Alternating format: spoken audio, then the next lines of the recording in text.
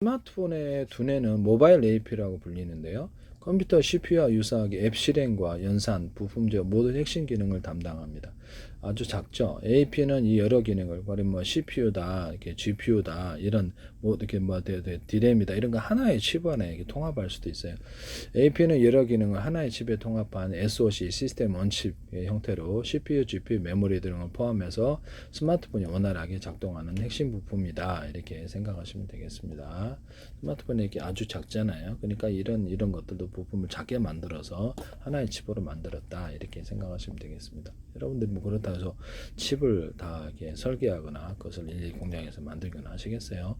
그냥 개념만 스마트폰이 이렇게 구성이 되어 있구나 이렇게만 이해하시면 될 것 같아요. 저도 그렇고요. 아니면 직업을 가지시든가 직접 공장을 차리시든가 돈이 얼마인데 그 공장을 차리겠어요. 그래서 그 차린다 할지라도 자기가 다 만들겠어요. 기술자만은. 스마트폰 두뇌 AP 역할, 스마트폰에 실행되는 모든 이렇게 프로그램의 명령을 해석하고 처리한다. 연산 및 제어, 그래픽 처리, 메모리 관리, 다양한 연산과 기기 내부 부품들을 제어한다. 통합 시스템, 여러 기능을 하나의 칩으로 통합하여 효율성을 높은 시스템 원칩의 형태이다. SoC라고 부릅니다. 퀄컴의 스냅드래곤, 삼성의 엑시노스, 애플의 A3중 대표적인 모바일 AP다. 스마트폰에 드내는 모바일 AP다. 스마트폰의 모든 작동을 지휘한다. 핵심 칩셋이다. 이렇게 되어 있습니다. 이게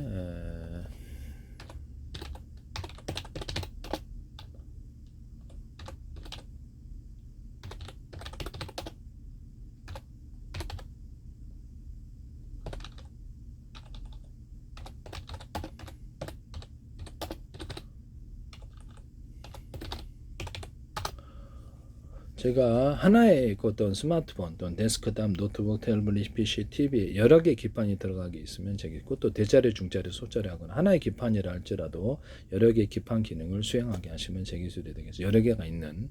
그래서 겉으로는 이렇게 뭐 이렇게 제가 이렇게 PM 반도체나 이런 데서도 전극이 두 개인데 여러 개로 이렇게 만드시면 제 기술이라 했죠. 대중소도 있을 수 있고 방막 트랜지스터도 이렇게 이런 모든 반도체 이 기술을 쓰시면 제 기술이에요. 두꺼운 걸로 할 수도 있지만 자칫하면 열로 인해서 이렇게 혈액 이상이 생길 수 있으니까 여러 개로 하는 거예요. 그래서 열을 분산하자는 거죠. 그래서 안에 PM 반도체 아니면 이런 방막 트랜지스터 대중소로 해서 여러 개가 하나가 되는 이런 기술을 쓰는데요. 모든 반도체 그다음에 어떤 HDD, SSD도 여러 개가 하나가 되는 구조를 전극도 여러 개이시면 제 기술이 되겠습니다. 스마트폰 AP의 CPU는 발열 때문에 그래. 발열 때문에. 네. 스마트폰 AP CPU는 보통 2개에서부터 8개 옥타 코어라고 혹은 그 이상의 코어로 구성됩니다. 그래서 코어가 무엇인지 알까 볼까요? 그러면 고성능 코어와 전력으로 코어를 조합하는 멀티코어 구조가 일반적입니다. CPU 코어의 숫자, 종류 및 클럭 속도의 성능이 크게 달라지며 스마트폰 앱 실행, 멀티스케이킹, 게임 성능 등을 결정한다. 2개면 듀얼이라 듀얼 코어라고 그러고요. 4개면 쿼드 코어라고 그래요. 6개면 헥사 코어, 8개면 옥타 코어라고 합니다. 일반적으로 코어 수가 많을수록 동시에 여러 작업을 처리하는 능력, 멀티스케이킹, 여러 작업을 처리하는 능력이 있고 멀티태스킹, 멀티태스킹은 여러 작업을 처리하는 여러 작업을 한꺼번에 처리하는 능력이라는 거죠. 그래서 문제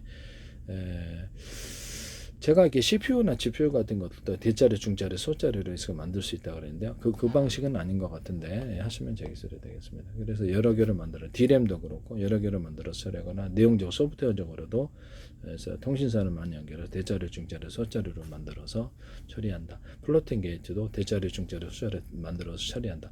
일꾼들을 많이 늘려서 처리하는데 동영상 한 개를 100개, 1000개로, 10,000개로 쪼개서 일련번화 숫자로 해서 동시에 이렇게 그것을 읽는 거예요. 직렬과 병렬을 공존하게 하시면 제 기술인데 문장이 이렇게 있다 그러면 여기서부터 차근차근 읽어야 되죠. 아니면 장식병 되죠. 그렇지만 기계는 직렬로도 저장할 수 있거나 읽을 수도 있고 1000개, 10,000개로 쪼개서 동시에 읽을 수도 있어요. 프린트 프린팅 할 때도 20개 있다 그러면 여기 문서가 있다 그러면 프린팅 20개 프린팅하는 기기가 20개 되면 각각 다른 글자를 하거나 각각 다른 언어, 다른 색깔로 크기도 틀리게 동시에 인쇄할 수 있는 인권들이 많아지게 하는 방식인데요. 하시면 제 기술이 되겠습니다. DRAM 같은 것도 4개 들어가서 40개 들어가서 작은 도각 단위로 동시에 띄워버리고 DRAM 안에도 소프트웨어적으로 대자리, 중자리, 소자리가 있어서 동시에 띄워버립니다. 동시에 읽어드려요. 그리고 나 물론 아무서 다시 조립을 한다고요. 연산 같은 것도 그렇게 할 수 있어요. 연산도. 그래서 뭐 슈퍼컴퓨터 같은 회사 내 컴퓨터 100대에다가 광선미를 깔아갖고 그래서 연산을 100대에 나눠 처리하고 다시 조립 합산합니다. 그 다음에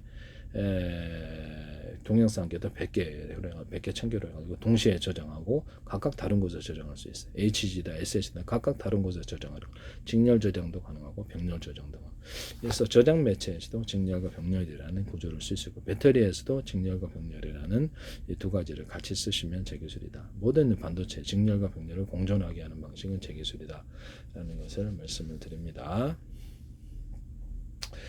2m 베이스 그 다음에 어떤 그 콜렉터에서 평면으로 되어 있는 것을 약간 두께를 만들어 가지고 제가 이런 것도 평면으로 되어 있는 것을 약간 두껍게 이렇게 구리줄을 그어준다 그랬죠. 그래서 태양 전지판에서도 하고 이렇게 알갱이를 만들어 갖고 금속 알갱이 만들어 배터리로 금속 배터리 알갱이 만들어 태양 어떤 전기를 모으는 역할을 한다고. 그래서 이렇게 금속선 만들 때도 약간 두껍게 이렇게 일부러 이렇게 그 금속을 더 넣어 가지고 줄을 쳐 갖고 고속도로로 만든다 그랬죠. 하시면 제 기술이 되겠습니다.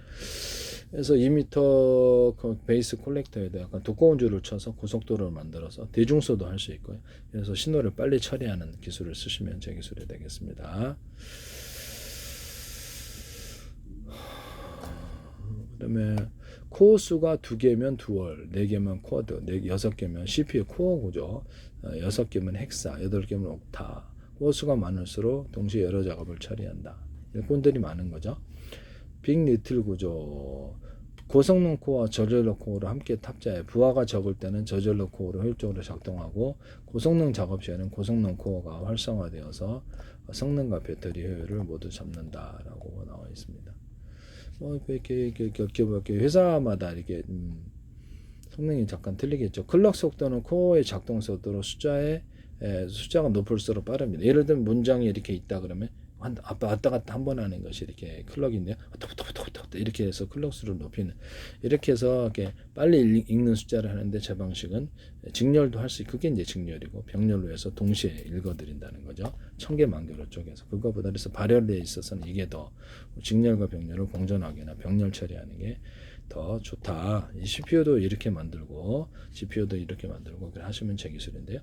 제가 CPU에다 지금 현재 GPU 개념을 줘서 병렬 처리하는 영상은 병렬 처리로 하는 놈을 같이 CPU를 만들어서 원칩으로 만들거나 마더보드에 좀 떨어져서 만든다 그랬죠. 그리고 플래시 메모리를 주변에 가까이 딱 하나 더 넣어가지고 거기다가 확장 개념으로 할 수 있다라고 말씀을 드렸는데 D램 같은 데다가 배터리를 달아가지고 플래시 휘발하지 않게끔 할 수 있다. 그래서 작업 속도를 계속 높이거나 이거는 CPU나 GPU나 이렇게 할 때도 작은 배터리를 달거나 이렇게 해가지고도 할 수 있어요. SLM에다가도 해서 휘발하지 않는 특성을 줄 수 있습니다. 뭐 특히 HD나 SSD에다가 플래시 메모리를 달아서 급한 저장 거기하고 순차적으로 HD나 SSD를 이렇게 하고 순차적으로 옮겨가서 이동 저장하는 방법도 있을 수 있다. 하시면 제 기술이 되겠습니다.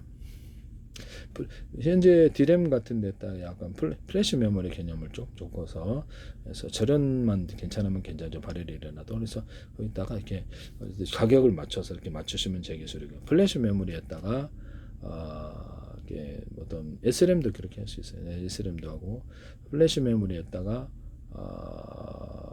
어떤 D램의 개념을 결합해가지고 그런 제품도 만들 수 있다 하시면 제 기술이 되겠습니다. 성능을 결정하는 주요 요소는 코어 개수가 많을수록 멀티태스킹 여러 가지 작업을 한꺼번에 해도 유리하고요. 코어 종류도 다양하고 클럭 속도는 코어 처리 속도고 AP 전체 성능은 CPU와 GPU, NPU, 신경망 처리 등 다양한 기능이 통합돼 칩셋 자체의 성능이 중요하다. 칩셋을 만드는 것은 여러분이 아니고 회사에서 만들기 때문에 그것까지 다 할 수는 없어요. 관련된 직업을 갖고 기술을 개발하고자 할 때 그쪽 공부를 많이 하시면 되겠습니다. 개념만 이해하시면 되겠다. 자, 그럼 CPU의 코어라는 것이 무엇인가? 코어란 무엇인가 이라는 것을 보겠습니다. CPU 코어라는 것이 무엇인가를 봤을 때는 중앙 처리 장치 내부에 있는 독립적인 처리 장치로 컴퓨터의 내열 역할을 하는 CPU가 명령을 실제로 실행하는 핵심 부품, 그렇죠? CPU의 핵심 부품이라는 거죠. 코어 수가 많을수록 더 많은 작업을 여러 개 동시에 처리할 성능 향상에 기여해서 듀얼 코드, 옥타 코어 등 이렇게 다양하게 존재한다는 것을 말씀을 드립니다. 코어는 연산 회로 유닛이다. 연산 회로를 담당한다는 거죠. 많을수록 병렬 처리 능력이 높아져 가지고 일꾼들이 많은 거죠. 일꾼들이 하나냐, 둘이냐, 셋이나 넷이나 이렇게 일꾼들이 많이 걸려놓을수록 일을 할당하면 여기가 빨리 처리한다 이 말씀이에요. 여러 프로그램을 동시에 실행하거나 고사양 작업을 원활하게 수행한다. 하나의 CPU 멀티코어는 하나의 CPU에 두 개 코어가, 네 개 코어는 코드 코어, 옥타 뭐 이런 식으로 이렇게 해서 스레드라는 것은 코어에서 데이터를 실행하는 가상 경로, 그러니까 가상 경로인데 데이터를 실행하는 하이퍼 스레딩 기술을 통해 하나의 코어가 여러 스레드를 처리하며 효율을 높이기도 한다. 가상 경로, 하나의 코어가 가상 경로를 만들어서 데이터를 실행하는 것을 여러 개로 이렇게 분할해서 소프트웨어적으로 분할하는 것 같은데 그렇게 효율을 높인다. 저도 잘 몰라요 이거를. 그냥 개념 만들게 직업도 아니고 그래서 개념만 이해하시면 되겠다. 클럭 속도는 왔다 갔다 이렇게 문장이다 그러면 왔다 갔다 이렇게 몇 번 이렇게 1초당 처리하는 사이클 수, 코어의 동작 속도 이게 10번 왔다 갔다 하는 것보다 20번 왔다 갔다 하는 게 더 대신 발열이 많이 증가해요. 그래서 얘가 성능이 더 높은 거죠. 그래서 캐시 메모리는 CPU가 자정하는 자주 사용하는 데이터를 임시로 저장하여 빠르게 접근하도록 하는 메모리인데 보통 SRM을 씁니다. SRM을 쓰는데 CPU에다 이게 더 SRM도 대중소 하시면 제 기술이에요. 이게 소프트웨어적으로도 대중소 나눌 수 있어요. 거기다 이렇게 배터리를 달든가 플래시 메모리를 또 달아주는 구조도 제가 말씀을 드렸었는데요. 배터리에 따라서 휘발하지 않게 웹서핑 등 간단한 작업은 2개에서 4개 코어로도 충분하지만 영상 편집, 고사양 게임 지갑적인 작업에는 6개나 8개 이상의 코어가 장착된 CPU가 성능을 향상시킨다. 코어 수가 많을수록 멀티태스킹이나 전문적인 작업 처리가 더 빨라진다. 이게. 그래서 뭐 스마트폰에 장착하는